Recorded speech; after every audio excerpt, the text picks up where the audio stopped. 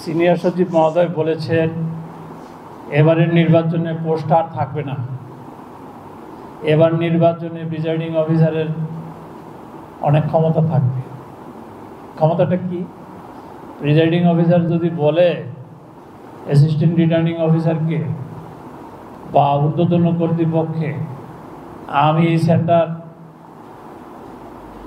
ফলাফল ঘোষণা পর্যন্ত ফলাফল দেওয়ার মতো অবস্থায় ছিলাম না, সুতরাং আমি সেন্টার বাতিল ঘোষণা করলাম, আমরা অ্যাকসেপ্ট করে নেব।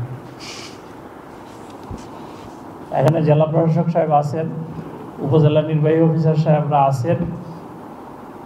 আমার কথা হচ্ছে যে যাকে দিয়ে আমি কাজ করব তাকে বিশ্বাস করতে হবে। আর আপনি যিনি কাজ করবেন তার সাথেও, যার সাথে কাজ করবেন তার সাথে সম্পর্কটা ওই রকম হবে যে আপনার কথাটা যাতে assistant returning officer, police super,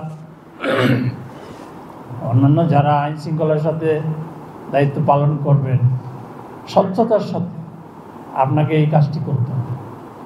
returning অফিসারের এই ক্ষমতা রয়েছে।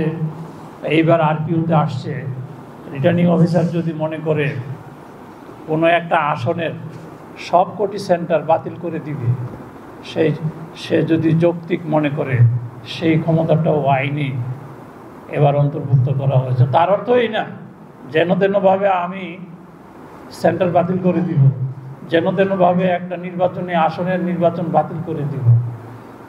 মনে রাখতে হবে এই নির্বাচনের পিছনে একটি টাকা, সেটিও কিন্তু সাধারণ খেটে খাওয়া মানুষের টাকা।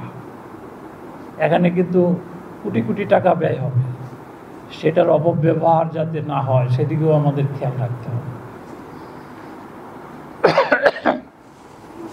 এখানে আমাদের সাংবাদিক ভাইয়েরা রয়েছেন, তাদের প্রতি আমাদের অনুরোধ থাকবে আপনারা আমাদেরকে সহযোগিতা করবেন। মিথ্যা তথ্য, অপতথ্য, গুজব এগুলো যাতে এই পটুয়াখালী জেলায় বিভ্রান্তির সৃষ্টি না করে সেই দিক থেকে আপনাদের সহযোগিতা চাচ্ছি। তো প্রতিটি নাগরিকের দায়িত্ব যে একটি সুষ্ঠু নির্বাচন করার জন্য সহযোগিতা করা। নির্বাচন কমিশন সেই সহযোগিতা সবার কাছ থেকে আশা করে। নির্বাচন কমিশন দৃঢ় প্রত্যয় আবারও কমিশনের পক্ষে ব্যক্ত করছি, ভালো, অবাধ, সুষ্ঠু, নিরপেক্ষ নির্বাচন করার জন্য যত প্রস্তুতি আছে আমরা সব প্রস্তুতি নিয়ে রেখেছি। আমরা অবাধ, সুষ্ঠু, নিরপেক্ষ নির্বাচন যে কোনো মূল্যে করতে বদ্ধপরিকর। আপনারা আমাদেরকে সহযোগিতা করবেন এই প্রত্যাশা ব্যক্ত করে এবং আজকের এই কর্মশালার উদ্বোধন ঘোষণা করছি।